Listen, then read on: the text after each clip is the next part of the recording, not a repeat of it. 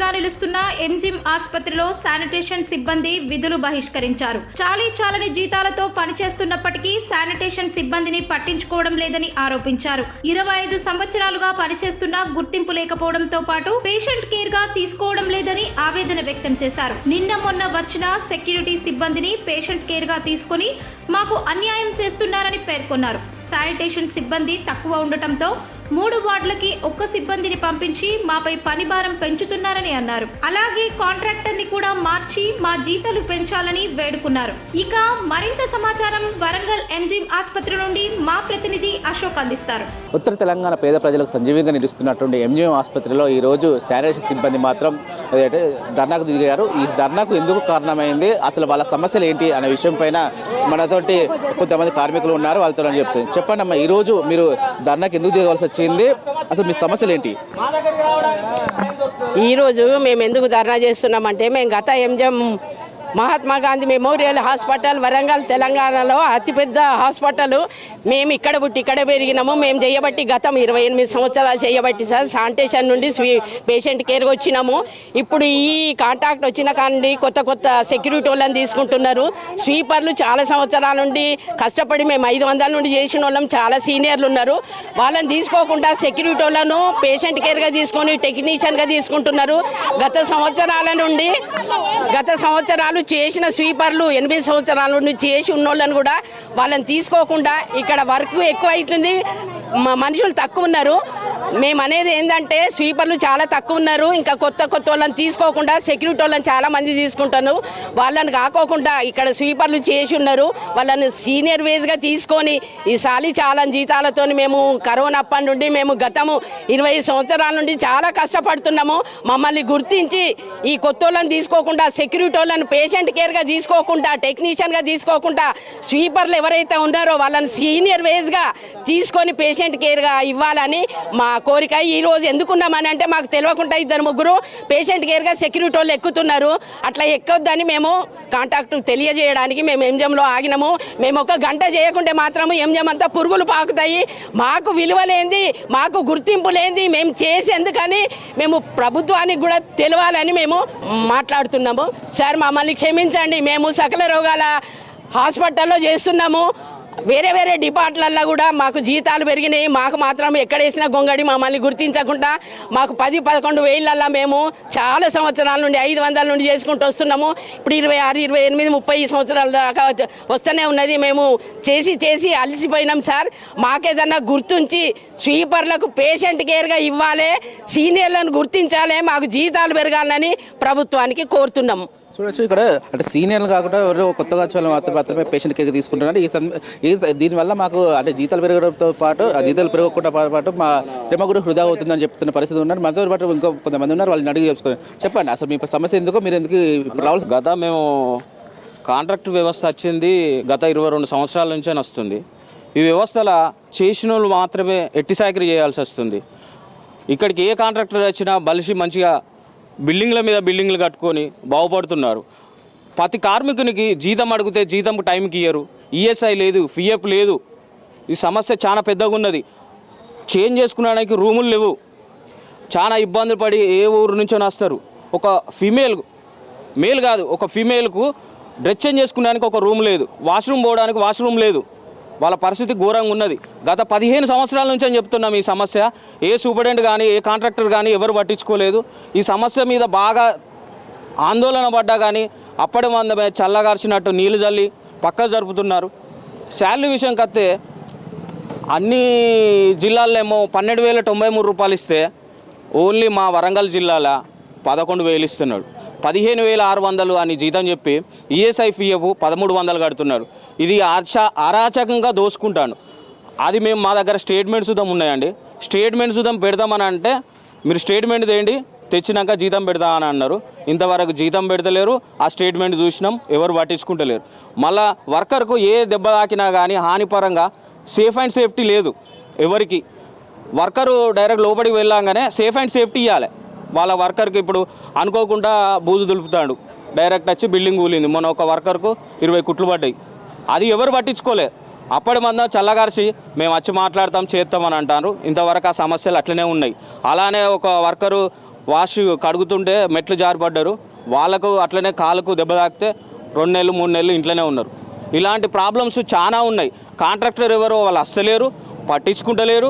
ఇక్కడ ఉన్న వాళ్ళేమో నడిపిస్తున్నారు. సూపరింటెండెంట్ గారేమో ఒకరు వస్తారు ఒకరు పోతారు. ఇంతవరకు ఇన్ఛార్జిగా ఉన్నారు సూపరింటెండెంట్ గారికి. మేము కలిస్తే సమస్య ఉన్నది, మేము మాట్లాడతామండి, పిలిపిస్తామని అంటున్నారు. ఇంతవరకు పిలిపించు లేదు. ఇది ఇలాగనే ఉండంగానే ప్రతి నెలకు ఒకరు వస్తారు, సెక్యూరిటీ ఎక్కుతారు. ఎవరు ఎక్కిస్తారు అని అంటే ఎమ్మెల్యే గారు అని అంటారు, లేకపోతే మంత్రి గారు అని అంటారు. ఏదో ఒక పేరు చెప్తారు, సాకుతో డ్యూటీలు ఎక్కిస్తారు, పంపిస్తున్నారు. ఈ వర్కర్ సమస్యకి వచ్చే వరకు అయితేనేమో ఎవరు పట్టించుకుంటలేరు. ఎమ్మెల్యే గారు ఎంపీ గారు అని అనగానే పట్టించుకుంటారు. మరి మా పరిస్థితి ఏంది, మా వర్కర్ల పరిస్థితి ఏంది? కాంట్రాక్టర్ వాళ్ళకు కొమ్ము కాస్తాడా, మాకు కొమ్ము కాస్తాడా? మరి ఏంటిది? మేము ఇంతవరకు ఈ సమస్యల మీద చాలా పోరాటాలు చేసినాం. ఎన్ని పోరాటాలు చేసినా దీనికి సమస్యను అనేది గుర్తిస్తలేరు. మమ్మల్ని చాలా ఇబ్బంది పెడుతున్నారు. చాలా బాధలలో ఉన్నా కానీ పట్టించుకునే నాదులు లేడు. చూడొచ్చు వీళ్ళ పరిస్థితి ఇలా ఉంది. అలాగే మీరు గతంలో కూడా చాలాసార్లు ఇదే ధర్నాకు దిగారు, ఆందోళన చేశారు. కాకపోతే ఈ సమస్యలు ఎప్పుడు పరిష్కారం అవుతాయి? ఇది ఫస్ట్ అండ్ లాస్ట్ అనుకుంటున్నారా?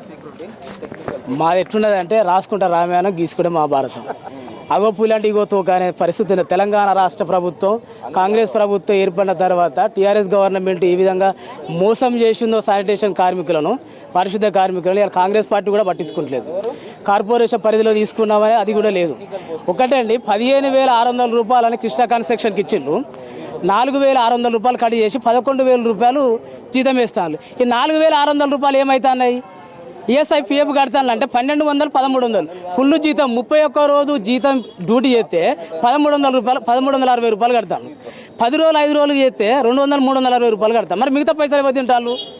ఇంతకుముందు సూపరింటెండెంట్ ఉన్నప్పుడు ఈఎస్ఐ పిఎఫ్ కట్టకపోతే హెచ్డిఎస్ కింద పైసలు కట్ చేసి హాస్పిటల్ డెవలప్మెంట్ ఖర్చుకు వాడుకునేది. మరి అట్లనే వాడుకుంటారా? ఇక్కడ సమస్యలు చెత్త కుప్ప లెక్క పేరుకపోయినాయి. ఈఎస్ఐ పిఎఫ్ అప్డేట్ లేదు, జీతాల మీద కానీ కార్మికుల సమస్యల మీద కానీ ఏ విషయం మీద స్పందించారు కాంట్రాక్టర్. సూపరింటెండెంట్ దగ్గర మొన్న ఒక కొత్త సూపరింటెండెంట్ వచ్చిండు, పోతే మీకు మాకు సంబంధం లేదు, మిమ్మల్ని కృష్ణాలో చెప్పేసినాం, మీకు ఏ సమస్య ఉన్నా కృష్ణా కన్స్ట్రక్షన్ వాళ్ళతో మాట్లాడుకోవాలన్నారు. మీ ఎంజిఎం హాస్పిటల్లో పనిచేసి కృష్ణా కన్స్ట్రక్షన్తో మాట్లాడుకుంటే వాళ్ళు వినకపోతే, వాళ్ళు అవినీతి పరంగా వాళ్ళు మాట్లాడితే మేము ఎవరు చెప్పుకోవాలి? ఎంజిఎం సూపరింటెండెంట్ పట్టించుకోకపోతే మేము ఎవరు చెప్పుకోవాలి? వాళ్ళ మ్యాన్ పవర్ ఎంత ఉన్నది? ఇక్కడ శానిటేషన్లు చాలా తక్కువ ఉన్నారు. నైట్ డ్యూట్ల, మధ్యాహ్నం డ్యూట్ల 3 వార్డులు 4 వార్డులకు ఒక్కరు చేస్తానులేండి. రోజుకొక సెక్యూరిటీ వాళ్ళని తీసుకుంటాను. ఇక్కడ పనిచేసే వాళ్ళు తక్కువ ఉన్నారు, పని చేయని వాళ్ళు ఎక్కువ ఉన్నారు. పారిశుద్ధ కార్మికులు ఎక్కువ ఉండాలి కదా. నీకు పని చేసేటోళ్ళు, గడ్డి చెక్కేటోళ్ళు, చెత్త పోసేటోళ్ళు, పాయకాలు కట్టేటోళ్ళు మంది పారిశుద్ధ కార్మికులు ఎక్కువ ఉండాలి. కానీ కరోనా సమయంలో పారిశుద్ధ కార్మికులే దేవుళ్ళగా చేశారని చెప్పి సీఎంఏ చెప్పారు. ఇప్పుడు మీ సమస్యను సీఎం దృష్టికి తీసుకెళ్తారా? సీఎం దృష్టికి చాలాసార్లు తీసుకెళ్ళాం, కానీ మనకి ఎప్పుడైనా అపాయింట్మెంట్ ఇవ్వలేదు. మేము డిఎంకి చెప్పినాం. కరోనా టైంలో ప్రతి డిపార్ట్మెంట్లో గ్రామ పంచాయతీ చేసిన వాళ్ళు కూడా ఇన్వెస్ట్మెంట్ ఇచ్చిండ్రు, పైసలు ఇచ్చిండ్రు, 10,000, 15,000 ఇచ్చిండ్రు. మమ్మల్ని పట్టించుకున్న నాదులే లేదు. బయటికి గొప్పలు చెప్పిండ్రు, పారిశుద్ధ కార్మికులు లేకపోతే కరోనాను ఎదుర్కొనే పరిస్థితి లేదని కేంద్ర ప్రభుత్వం, స్టేట్ గవర్నమెంట్లు చెప్పినాయి. కానీ లాస్ట్కి వచ్చేసరికి మమ్మల్ని మొత్తం పట్టించుకోకుండా పక్కకు నెట్టేసిండ్రు. థర్డ్ పార్టీ ఏజెన్సీలో పనిచేసే వాళ్లకు మాకు సంబంధం లేదు, మిమ్మల్ని కాంట్రాక్టర్ గొప్ప చెప్తాం, కాంట్రాక్టర్ మీ ఇష్టం అంటాను. కానీ మరి కాంట్రాక్టర్ దోసుకుంటే ఎవరు అడగాలి? అది మేము ధర్నాలు చేసి స్ట్రైకులు చేస్తేనేమో చట్టపరంగా నేరం అంటారు. కాంట్రాక్టర్లు కడుపులు కొడితే ప్రభుత్వం అడుగుతలేదు, అధికారులు అడుగుతలేదు. మరి ఎవరు అడగాలి? ఇక్కడ కార్మికులు తక్కువ ఉన్నారు, ఎవరు అడగాలి? పని భారం పెరుగుతుంది, ఎవరు అడగాలి? మేము అడిగితే మేము దొంగలం అవుతున్నాం. ఇటువంటి పరిస్థితులు చాలా ఉన్నాయి. దీన్ని కాంట్రాక్టరు తొందరగా ఈ రోజు వరకు వచ్చి మాతో మాట్లాడి సమస్యను పరిష్కరించాలా. దీన్ని పెద్ద గతంలో నీళ్ళ ట్యాంక్ ఎక్కి ఏ విధంగా అయితే ఉద్రిక్తత చేసినామో దీన్ని కూడా పెద్ద ఎత్తున ఉద్రిక్తత చేసి కార్మికుల సమస్యలు పోరాటం చేసి ప్రాణాల వరకైనా ఇచ్చేదానికైనా సిద్ధంగా ఉన్నామని చెప్పని తెలియజేస్తున్నాం. చూడొచ్చు మనతో అయితే ఇలా సమస్యలు చెప్తున్నారు. దీన్ని సమస్యకు ఎలాంటి చర్యలు తీసుకునే అవకాశాలు ఉన్నాయో చెప్పండి. ఇన్ఛార్జ్గా మీరే ఉన్నారు, మీరు చెప్పండి. అసలు రేపు పొద్దున సార్ వాళ్ళని పిలిపించి మాట్లాడతాను. నేను ఇన్ఛార్జ్ ఏను సార్ని పిలిపించి రేపు మాట్లాడతాను. ఇప్పుడు వాళ్ళ సమస్యలు ఏంటంటే ఒక్కో వార్డుకి 2-3 వార్డులకు ఒక్కరినే వేస్తున్నారు. అది ఎలా అంటే అలాంటి ప్రాబ్లమ్స్ ఇప్పుడు కాదు, ఒక గత 15 ఏళ్ళ బట్టి ఉన్నాయి ఆ ప్రాబ్లమ్స్. అంటే మనకున్న బెడ్ స్ట్రెంత్ ప్రకారం ఎంత మ్యాన్ పవర్ ఉందో అంతవరకే మనం మెయింటైన్ చేస్తున్నాం. మ్యాన్ పవర్ తక్కువ ఉందని చెప్పి చెప్తున్నారు. వీళ్ళు తక్కువ ఉన్న అంటున్నారు. కాకపోతే మనకు టెండర్ షెడ్యూల్ ఏ రకంగా ఉందో ఆ రకంగా మేము తీసుకుంటున్నాం. అట్లా ఇప్పుడు కాదు, వీళ్ళకి చూసుకున్నట్లయితే మ్యాన్ పవర్ తక్కువ ఉంది, మేము ఒక వార్డుకు 2-3 వార్డులకు ఒకరిని ఇస్తున్నారు. అలాగే మాకు తెలియకుండా పేషెంట్ కేర్గా ప్రమోట్ చేస్తున్నారు అని చెప్పి కూడా చెప్తున్నారు. పేషెంట్ కేర్ ప్రమోట్ చేసిన వాళ్ళు ఎవరు లేరు. కాకపోతే ఏంటంటే మ్యాన్ పవర్ తక్కువ ఉన్నప్పుడు స్వీపర్లోనే పేషెంట్ కేర్ వాడుకుంటున్నాము రిపీట్గా. పేషెంట్కి స్వీపర్లోనే పేషెంట్ కేర్ వాడుకుంటాం మ్యాన్ పవర్ తక్కువ ఉన్నప్పుడు. స్వీపర్లు కాదు, సెక్యూరిటీ గార్డులను తీసుకుంటున్నారు. మా సీనియర్ ప్రకారం మమ్మల్ని తీసుకోవాలి తప్ప వాళ్ళని ఇట్లా తీసుకుంటారు. సెక్యూరిటీ గార్డ్ని తీసుకోవడం వల్ల కారణం ఏంటంటే ఒక అబ్బాయి టెక్నీషియన్ అబ్బాయి కాల్ ఫ్రాక్చర్ అయింది, యాక్సిడెంట్ అయింది. ఈ సెక్యూరిటీ అబ్బాయి ఏం చేస్తున్నాడంటే ఈయనకు టెక్నీషియన్ కోర్స్ చేసిన కోర్స్ సర్టిఫికేట్స్ ఉన్నాయి. హెచ్ఓడి మేడం సైన్ పెట్టింది, ఆర్ఎంఓ సార్ 2 సార్ సైన్ పెట్టారు. పెట్టిన తర్వాత ఏమైందంటే ఆయన ప్లేస్ ఆయన డ్యూటీకి వచ్చేంత వరకే టెంపరీగా మాత్రమే ఆయన డ్యూటీ తీసుకోవడం జరిగింది. అది కూడా ఆయన పేరు మా లిస్టులో పేరు రాసుకున్నా కూడా సెక్యూరిటీ లిస్టులో పేరు రాసుకుంటున్నాం. మేము టెక్నీషియన్గా మేము పేరు రాసుకోవడం లేదు మా కంపెనీ ఏజెన్సీలో.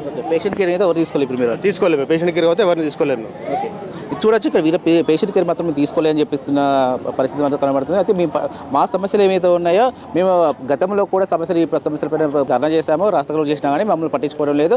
కరోనా టైంలో పేషెంట్ అంటే ఎవరైతే ఉన్నారో శానిటేషన్ సిబ్బంది దేవుళ్ళు అని చెప్తున్నప్పటికీ మా పరిస్థితి మాత్రం దయనీయంగా ఉంది. మా జీతాలు కూడా అరకొరగా ఉన్నాయి.